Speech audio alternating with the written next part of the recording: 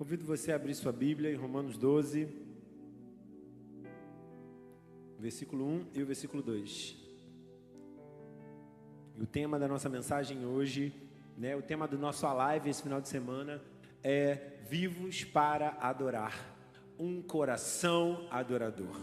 E ontem o João Vitor pregou à noite no culto aqui sábado, na celebração, e ele falou sobre a importância de adorar, e ele falou um pouco sobre a definição de adoração, e ele comentou que a questão que o mundo, diz que, mundo não, povo crente também, a adoração é um estilo de vida, beleza, mas esse conceito ele é muito limitado. A adoração não é apenas um estilo de vida, e nós vamos ver um pouco sobre isso essa noite. E o título dessa mensagem é Transformados para Adorar.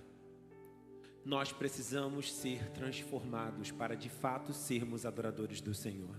Para termos um coração adorador, nós precisamos ser transformados.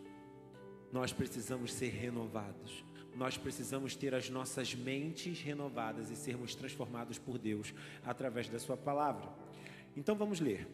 Portanto, irmãos, pelas misericórdias de Deus, peço que ofereçam o seu corpo como sacrifício vivo, santo e agradável a Deus. Este é o culto racional de vocês. E não vivam conforme os padrões deste mundo, mas deixem que Deus os transforme pela renovação da mente, para que possam experimentar qual é a boa, agradável e perfeita vontade de Deus. Nós vamos ler só esses 2 versículos e nós vamos voltar neles, em cada pedacinho desse versículo. Mas antes, eu queria falar um pouco sobre também essa questão do que é a adoração. A adoração, por definição, ela é, o dicionário a define como veneração, amor excessivo, idolatria, paixão, devoção, gosto descomedido e exagerado. A adoração, então, é um amor intenso, exagerado, descomedido, é uma veneração, um amor excessivo, é algo intenso, é uma devoção, é um gosto. E nós usamos e banalizamos essa palavra, dizendo que a gente adora um monte de coisa. Porque olha só, adoração significa veneração, idolatria. E a gente diz, eu adoro tal coisa, eu adoro a música tal, eu adoro o cantor tal, eu adoro o meu trabalho, eu sei que você não fala talvez nesse sentido, mas eu só estou te convidando a uma reflexão, a pensarmos naquilo que nós estamos falando. Nós usamos as palavras e às vezes não discernimos o porquê e banalizamos palavras que deveriam ser direcionadas somente ao nosso relacionamento com Deus. Você, servo do Senhor, lavado e remido no sangue de Cristo, precisa adorar somente a Deus, venerar somente a Deus, idolatrar somente a Deus, e não a homens, a coisas do mundo, a situações, a coisas.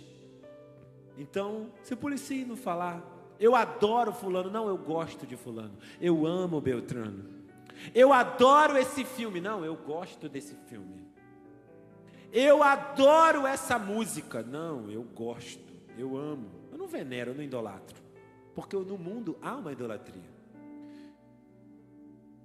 Há em nós, na humanidade, uma necessidade de adorar alguma coisa. Isso foi colocado em nós pelo próprio Deus, mas por causa do pecado nos distanciou de Deus e gerou um vazio. E a gente precisa adorar alguma coisa. E quando ainda não conhecemos a Cristo, quando o nosso entendimento ainda não foi aberto, quando as vendas ainda não foram tiradas, nós transferimos essa necessidade de adoração para as coisas, para as pessoas. E aí você vê no mundo o desespero, pessoas desesperadas por causa de um artista, por causa de um cantor, venerando e idolatrando pessoas, se rasgando, ficando na fila para comprar ingressos dias e noites, fazendo coisas absurdas, fazendo as maiores loucuras por conta de pessoas. E essa pessoa que está recebendo essa adoração, ela não é Deus, ela não pode dar aquilo que Deus pode dar, que é o que essa pessoa está buscando. E aí essa pessoa que está adorando se frustra, e essa pessoa que está sendo adorada sofre também. Quantos cantores a gente já viu na história aí, ou estão mortos porque não souberam lidar com isso, ou estão cheios de problemas, com depressão, com ansiedade. Toda vez que eles vão dar entrevista, eles falam que não gostam dessa vida, que não querem isso, que não é assim, é uma responsabilidade muito grande, porque essa adoração, ela não era para ser para eles. E vamos trazer para o nosso meio cristão. Muitas vezes nós idolatramos líderes, pastores. Nossos líderes precisam ser honrados, nossos pastores são homens e mulheres de Deus, que Deus colocou para liderar, mas não podem ser idolatrados. Eles não são, eu não sou, nem nenhum homem é inerrante. Nós vamos errar. Nós precisamos amar sim, mas não idolatrar. Porque quando a gente idolatra, a gente não vê defeito, a gente não vê erro, a gente não vê nada, a gente só vê tudo que aquela pessoa falar, eu vou seguir. E a gente precisa tomar cuidado. Analisa o que eu estou falando, hein? Vai que eu estou falando besteira. Brincadeira. É para te contar isso, vocês estão muito sérios. Na Bíblia, em várias passagens e versículos, a adoração está ligada com a atitude de reverência, se curvar, se prostrar. Significa ter respeito, obediência. Então, a adoração, além de um amor excessivo, além desse amor descontrolado, esse amor, intenso que me consome, eu obedeço. A adoração está ligada a se curvar, a se prostrar. Então, não tem como eu dizer que amo o Senhor, não tem como eu dizer que Ele é o Senhor da minha vida, que eu venero, que eu idolatro, mas eu não o obedeço. Ele é o Senhor, Ele é o meu dono, Ele é tudo para mim, mas eu não me submeto, eu não sou submisso, eu não o escuto, não tem como, eu não me curvo. O ato de se prostrar não necessariamente precisa ser expressado fisicamente, pode ser o reconhecimento de algo como superior e digno de reverência. Ao nos prostrarmos de maneira sincera, ao nos submetermos à vontade de algo superior, estaremos declarando que somos servos submissos. Então a gente associou o ato de se prostrar a ficar de joelho. Aí eu me prostro, não é assim? Porque era assim com o rei. Você chegava diante do rei, você tinha que se curvar. E não há problema nenhum nisso, se curvar, mas não é meramente físico. Se prostrar diante de Deus não é meramente físico, é interior, é interno. O meu coração precisa ser rendido e prostrado diante de Deus. A minha mente precisa ser rendida e prostrada diante de Deus. Então começa de dentro para fora. A adoração externa que a gente vê das pessoas é só um reflexo daquilo que está dentro, daquilo que está no interior, no coração, na mente. Então muito me preocupa quando eu vejo alguém, que não expressa, não canta, não ora, alheio a tudo, porque isso é um reflexo do seu interior. Eu sei que nem todo mundo tem o mesmo jeito, cada um vai fazer de sua forma, não há problema nenhum nisso.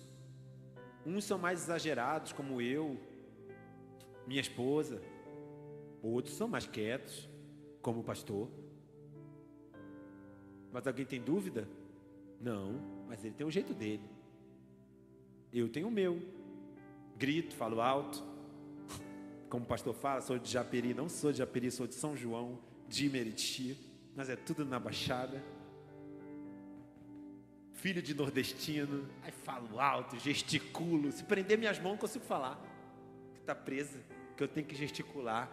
Com a conversa na minha casa com a família do meu pai, você acha que está todo mundo brigando, mas estão rindo, e falando, gritando, todo mundo. A família da minha mãe, você acha que morreu alguém? Porque não tem som. Eu puxei meu pai. Então, A quem nós temos adorado? Eu faço uma pergunta para você.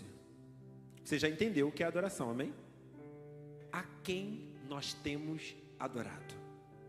A quem nós temos servido? A quem nós temos nos submetido? Quem está ditando as regras de conduta da sua vida? É o seu trabalho? É o seu estudo? É o seu líder político? É o sei lá o quê? Não sei. Quem está ditando? Quem está te orientando? A que voz você tem ouvido? Diante de quem você tem se prostrado? E é uma reflexão para você fazer. Adorar não é cantar um louvor. A gente sistematizou isso, né? Que adorar é cantar. Não é. Muito menos cantar música lenta. Música de adoração. Toda música é de adoração ao Senhor, porque toda música é um louvor ao Senhor. Toda música é para o Senhor, a não ser que você esteja cantando para homens, coisa que a gente não faz aqui. Certas letras de música a gente não canta. Por que a gente não canta? Porque elas não louvam ao Senhor. Porque elas não adoram ao Senhor, elas adoram a homens. Elas reverenciam a homens. Isso é prático, chegar aqui e cantar que você vai vencer, que você vai isso, que você vai aquilo, que você vai acontecer, vai fazer acontecer, que você vai sair daqui e vai ter 1 milhão na tua conta, e vai ser, e vai, ai, glória a Deus, aleluia, você bate o pé. Mentira. Pode acontecer como não pode. Na verdade, o evangelho é renúncia. Se você prestar atenção em todas as músicas que nós cantamos, exaltaram ao Senhor. Essa última música que nós cantamos, ela é totalmente, é Deus. É Deus, é Bíblia, é o Senhor. E se você esperava receber uma mensagem de autoajuda, é autoajuda, mas na verdade é ajuda, mas não auto. É ajuda de Deus para você. Porque o único que pode te orientar e te ajudar é Deus. Porque você sozinho não vai rolar. Você sozinho vai fazer besteira.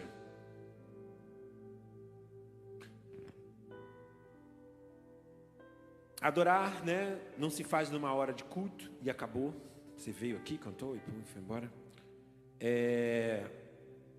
Mas adoração a Deus é entender que tudo que somos e temos vem dele.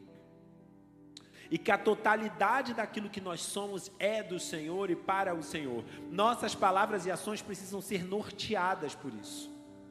Então adorar a Deus é entender que tudo que somos, tudo que temos é dele. E não somente um louvor, não somente uma canção, não somente uma hora, mas é tudo, toda a minha vida, minha casa, minha família, meu trabalho, meu estudo, tudo, minha esposa, o meu esposo, tudo é do Senhor. Eu entrego tudo, eu entrego tudo. Isso é adorar a Deus. Tá bom. Mas como é que eu faço isso, David? Você já falou um monte de coisa aí, está pensando que é fácil?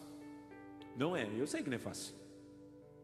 E o evangelho não é fácil, não é moleza. É renúncia.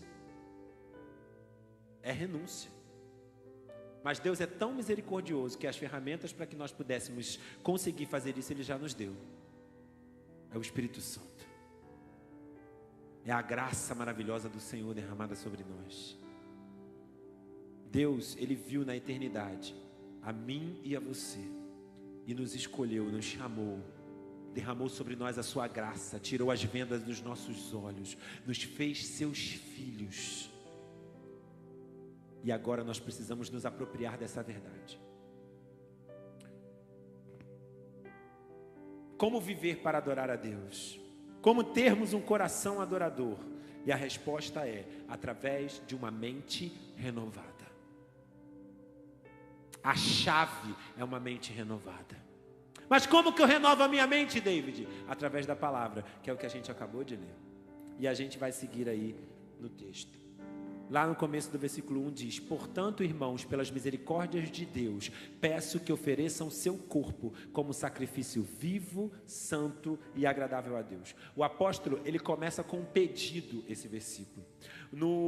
A carta aos Romanos, do capítulo 1 até o capítulo 11, o apóstolo Paulo, ele relata ali toda a decadência humana. Ele começa falando do quanto o pecado destruiu a humanidade e afastou a humanidade de Deus. Ele fala do plano da salvação, ele fala da graça e da misericórdia de Deus que foi derramada através de Cristo. Ele fala do amor de Deus pela humanidade, entregando o seu Filho. Ele fala do Evangelho, ele fala das boas novas de salvação, ele fala da eleição, ele fala da escolha de Deus, ele fala do quanto Deus nos amou.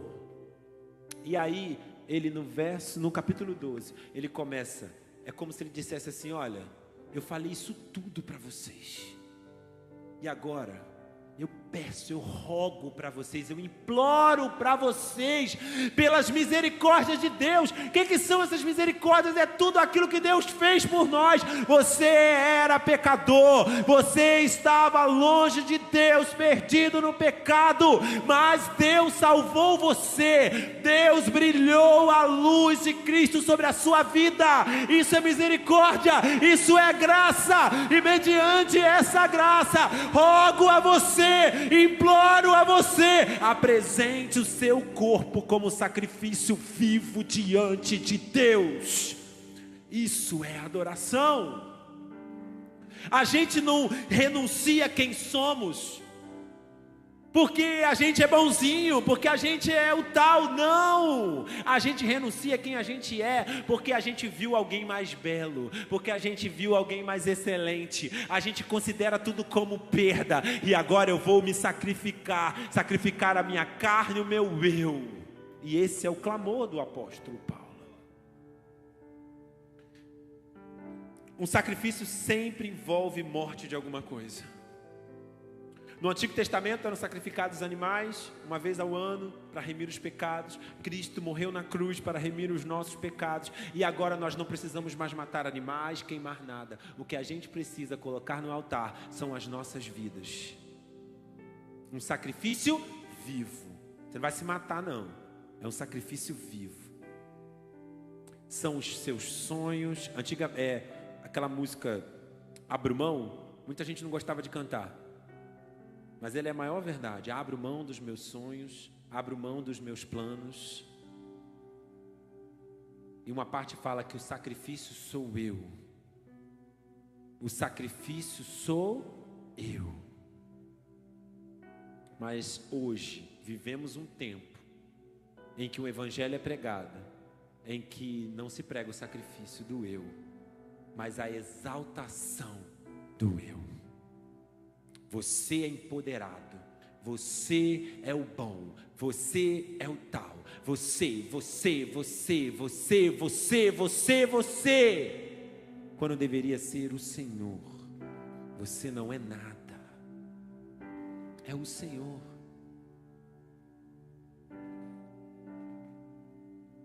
Um sacrifício vivo é a morte da nossa carne, das nossas vontades e do nosso eu.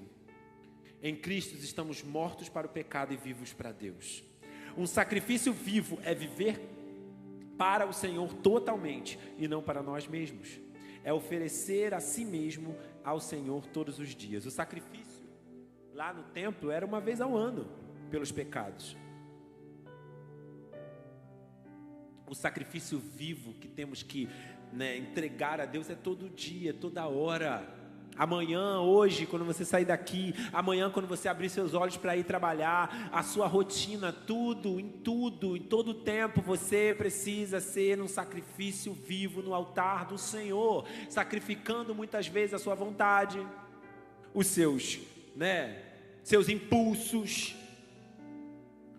E a gente vai ver como que a gente faz isso. A gente está indo por etapas.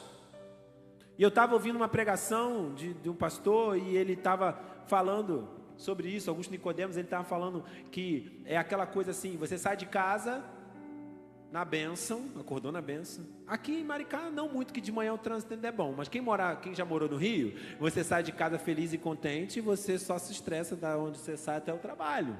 É um desafio por causa do trânsito. E aí você está lá ouvindo o seu louvor, lindo e belo, muito bem. Aí o fulano, puf, na sua frente, te fecha.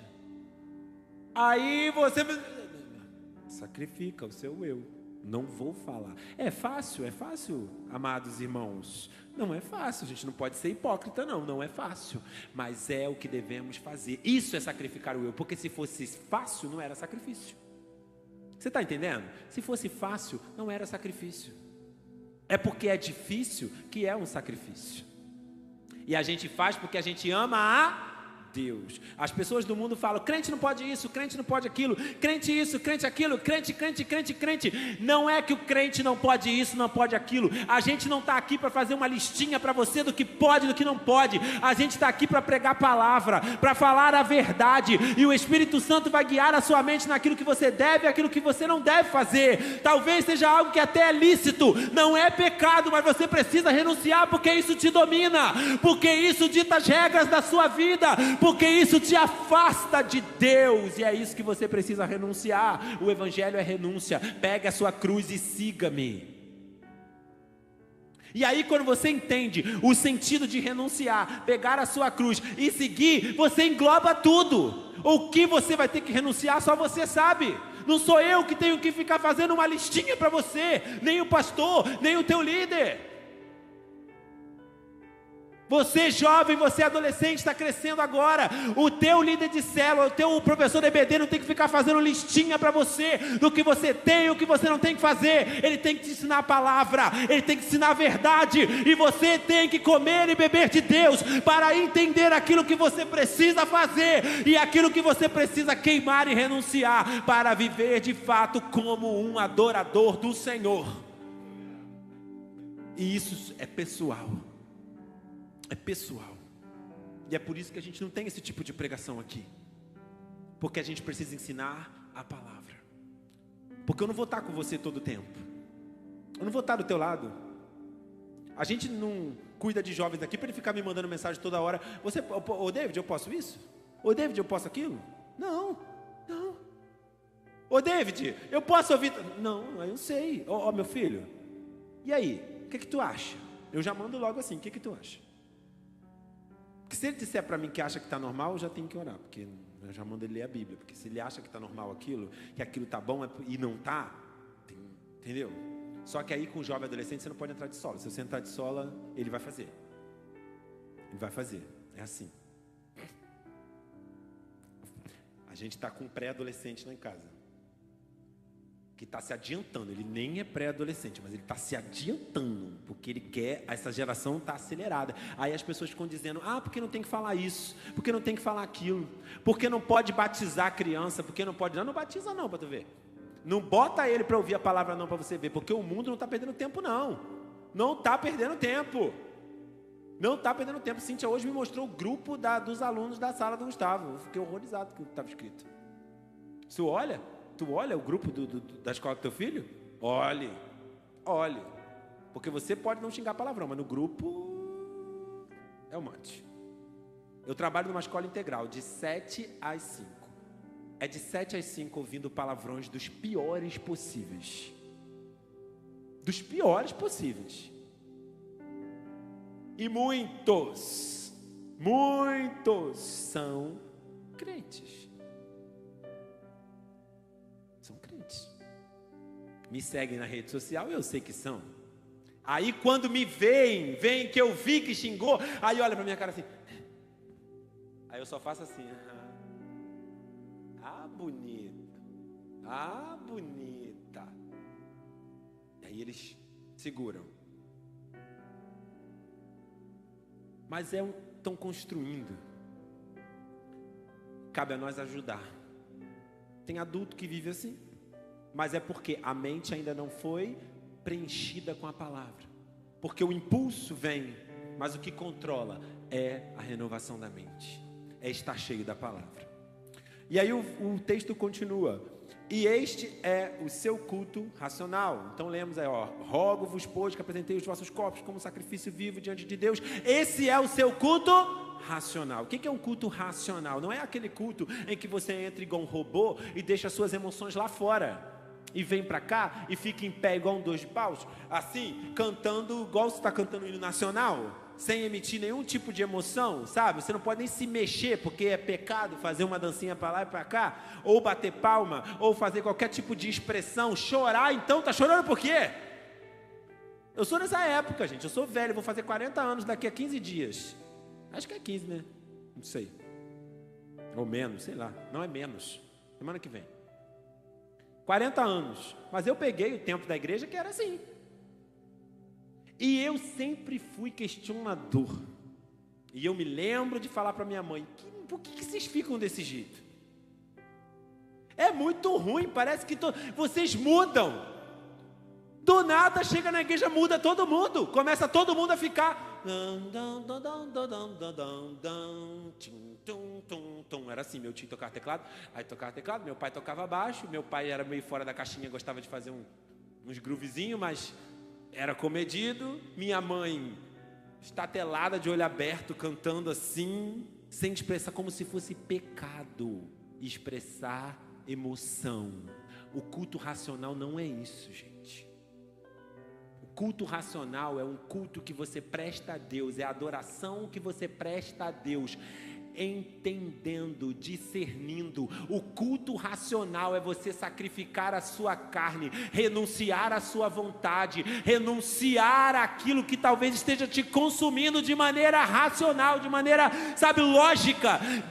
Deus me amou, as misericórdias de Deus me alcançaram, a graça de Deus me alcançou, só me resta uma coisa a fazer: me entregar como um sacrifício vivo diante de Deus, e eu vou fazer tudo o que eu tiver que fazer para o meu Deus. A totalidade de quem eu sou é do Senhor. Isso é culto racional. Não é emocional, onde eu fico pulando, sassaricando, pulando nas paredes. Também vivi essa época que as pessoas ficam subindo igual lagartixa na parede, rindo desesperadamente. Já viveu essa época? Você lembra, né? Que tinha essa época da loucura. Eu fui num encontro em São Paulo uma vez que eu cheguei lá e falei, meu Deus do céu, o que está acontecendo? Me prenderam dentro do sala, o povo berrava, gritava, urrava, subia pelas paredes, ria, imitava bicho. Eu falei, Jesus amado, o que é isso? Que loucura é essa? E eu tinha 17 anos, eu já achava aquilo uma loucura. Era Deus já fazendo assim, Senhor, salva ele, Deus. A minha esposa também achava uma loucura, graças a Deus. E a gente não namorava ainda. Mas naquela semana a gente já estava assim, disse um para o outro que gostava. Foi naquela semana que a gente foi para esse negócio. Mas a gente era lento, isso foi em fevereiro. A gente começou a namorar só em julho daquele ano. Olha a lentidão.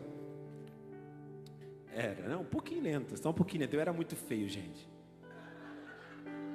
Só Jesus na causa, eu era muito feio. Feio e mal vestido. Nossa, mãe. Melhorou muito, estou melhor agora, acredite. Melhor agora, 40 anos, mas estou melhor do que quando eu tinha 17. Nunca você vai me ouvir falar essa frase, meus 17 anos. Nunca. Só se fosse para voltar com a cara que eu tenho hoje. Porque não. Jamais, gosto nem de lembrar, gosto nem de ver foto, nem vídeo, nem nada. Mas Deus já tinha um plano, amém? Já tinha um plano. E aí o povo fazia aquele monte de coisa, e tal, não sei o quê, e unção disso, unção daquilo, eu não estou aqui entrando no mérito do que é certo e do que é errado, não estou. Mas o que eu estou dizendo é que não pode ser só isso. Não pode ser um momento emocional. O seu culto, você precisa discernir com a mente. Discernir. Eu não tenho problema com nova versão da Bíblia, traduções mais modernas, porque eu preciso entender o que está sendo dito. Eu não tenho problema com músicas antigas, não tenho problema com cantor cristão, não tenho nada. Eu só preciso entender o que está sendo cantado. Às vezes eu não entendo. Porque era um tempo, era outro tempo, era outra cultura, era uma outra coisa. Mas a gente precisa contextualizar para o nosso tempo.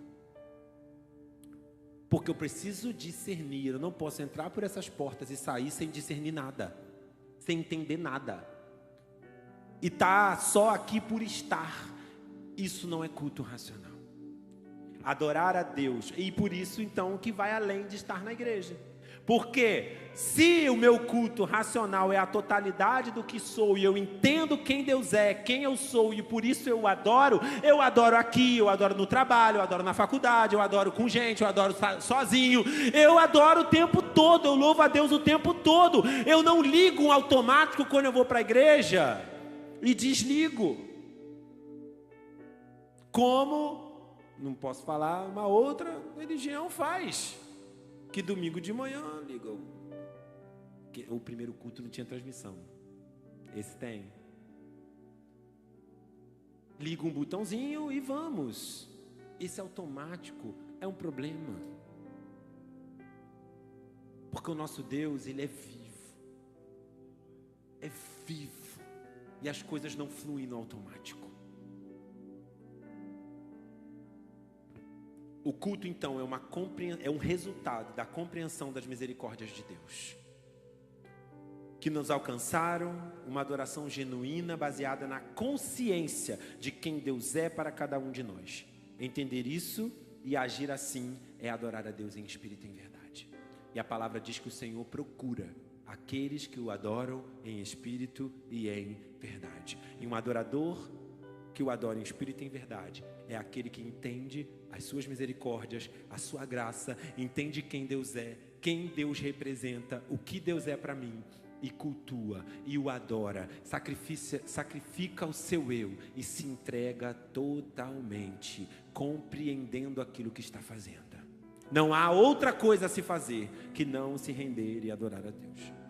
E não vivam conforme os padrões desse mundo. A palavra conforme poderia ser facilmente substituída por acostume, molde, ou ainda não ache normal. Então, não vivam conforme os padrões desse mundo. Essa é uma versão mais moderna, mas antigamente, né, em outras versões, era não se amolde, não se molde no padrão desse mundo. Existe uma forma no mundo, e essa forma não pode caber você.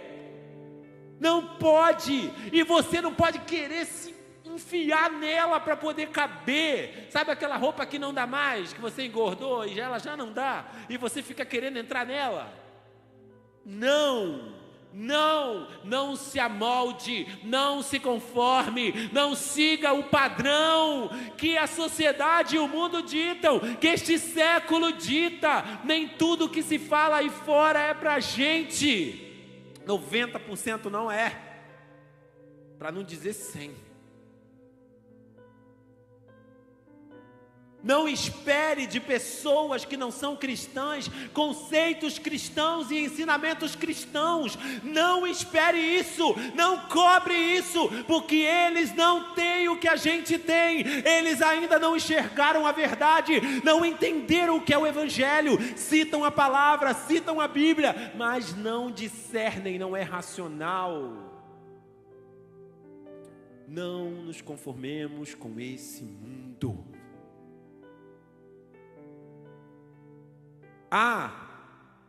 Tem coisa que não era pecado no passado e agora não é mais. E aí está todo mundo fazendo na igreja. Não é isso. É coisa que a gente criou como doutrina, como dogma, como coisa que não podia fazer. E a Bíblia nunca disse que era pecado.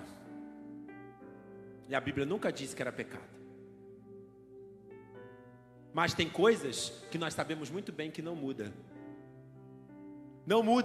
Não vão mudar, continuam sendo errado, continua desagradando a Deus, e a gente não pode fazer. Em todas as culturas, em todas as épocas, sempre houveram sistemas de crenças, valores, que moldaram o mundo, em todo o tempo.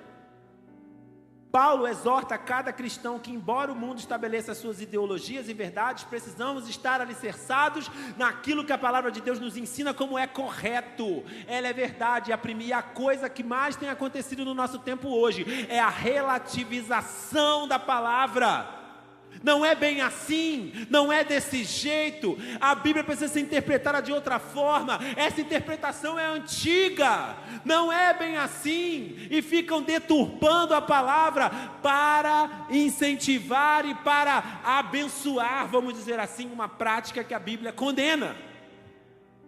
E quando a gente relativiza a Bíblia para uma coisa, você vai ter que relativizar para tudo. Então está tudo permitido. E esse é o maior erro do nosso século. Igrejas estão se corrompendo. Irmãos estão se corrompendo. Porque estão relativizando o Evangelho. Relativizando a palavra. E dizendo, precisamos fazer uma crítica à palavra. Não é bem assim. Vamos reescrever. Ela foi escrita por homens. Mas a gente sabe que a Bíblia é a revelação de Deus, dada a homem sim, mas é a palavra de Deus. E isso é o início da decadência. Porque a primeira coisa que Satanás quer fazer é fazer com que você se afaste da palavra. Porque o que vai manter você de pé, o que vai manter a sua mente renovada, o seu corpo transformado, o que vai manter você na conduta correta que agrada a Deus, é a palavra. É a palavra. Verdades bíblicas são inegociáveis. O que aprendemos com a carta de Romanos é que as nossas atitudes em todas as áreas da vida precisam estar moldadas pelo padrão bíblico. Independente de onde estivermos ou da cultura onde estejamos inseridos, o padrão de conduta para cada cristão deve seguir os moldes de Deus. Isso é viver para adorar. Um adorador rejeita e foge de qualquer tipo de comportamento ou maneira de viver que seja contra a vontade de Deus. Um coração adorador, ele não se molda ao padrão do mundo, à forma do mundo. A rede social tem várias regras que a gente precisa seguir, né? O Instagram tem umas coisas que você tem que fazer e tal. E eu falo muito com a mídia aqui da igreja que eu lidero. Por mais que existam essas regras, nós não somos uma empresa, nós somos uma igreja. E muito vale, mas a nosso objetivo com a página da igreja é proclamar aquilo que tem sido feito aqui nesse lugar, aquilo que Deus está fazendo aqui nesse lugar, proclamar o evangelho e não seguir as regras e o padrão que o dono do Instagram estabelece, ou que a cultura, a sociedade estabelece. Low profile, não podemos postar muito. Tem que ficar vazio. Não, não pode. Sim, assado. Não é assim que funciona. Nós somos uma igreja. Mas não vai ter engajamento. Se o que tiver que ser, meu filho, vai ser. Confia em Deus. Não confia em regras do mundo, não. Não confia. Mais vale estar enganjado com Deus do que enganjado com o Instagram. Fica a dica aí para você, para o seu perfil pessoal também.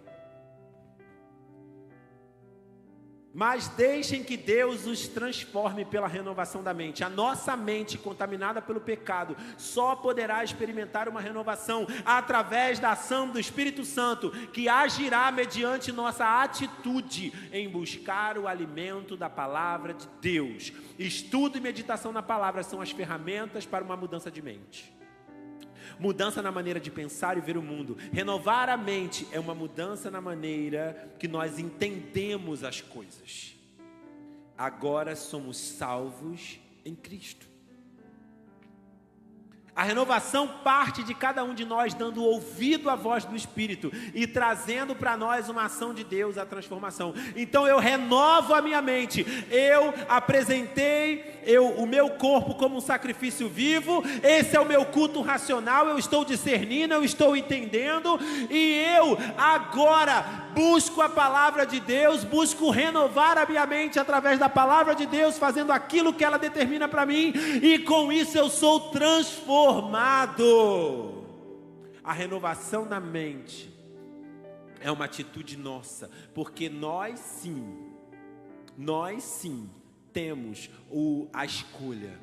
Enquanto éramos perdidos, pecadores, sem Deus, cegos, cego não vê para onde está indo, escravo obedece o seu Senhor, mas Deus brilhou a sua luz, nos trouxe para o seu reino, e agora nós podemos ver, e agora sim nós podemos escolher e dizer: não, eu não vou fazer, eu não vou pecar, eu não vou agir assim. E quando nós escolhemos fazer isso, sacrificamos o nosso eu, escolhemos fazer aquilo que Deus quer, a nossa mente é renovada, e a transformação é uma ação de Deus. A transformação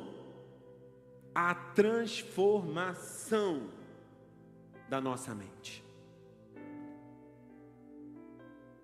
Deus, ele transforma a nossa vida por completo através da renovação da nossa mente, que ocorre através da palavra de Deus e da renúncia. A palavra transformação indica uma mudança visível exteriormente, atitudes, mas uma mudança começa na mente. É de dentro para fora. Primeiro a gente pensa como cristão. Anota essa aí. Primeiro a gente pensa como cristão, para depois agir como tal. E não o contrário. Ah, eu me converti. Ah, eu estou na igreja. Agora eu vou andar com a roupa até aqui. Eu vou falar aquele evangeliquez. Eu vou fazer não sei o quê. Não dura um mês. Não dura um ano. Passa. Porque essa renovação é de dentro para fora. Primeiro a gente vira cristão na mente, para depois virar na vida real, nas ações. Porque as suas ações vão sempre refletir aquilo que você pensa e aquilo que você entende sobre tudo. E para terminar, para que possam experimentar qual é a boa, agradável e perfeita vontade de Deus.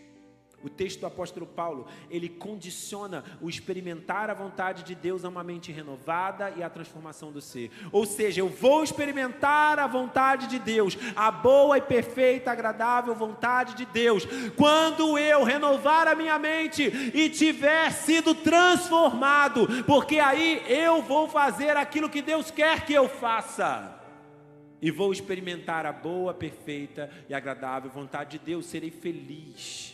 Porque agradar a Deus nos alegra, nos enche, quer ser completo, quer se sentir, sabe, completo, quer não estar faltando nada, quer se sentir preenchido, alegre em todo tempo. Renove a sua mente, sacrifica o seu eu, seja transformado pela palavra e você vai experimentar a boa, agradável vontade de Deus para você, porque a vontade de Deus é que nós o obedeçamos e vivamos de acordo com aquilo que Ele determinou para nós.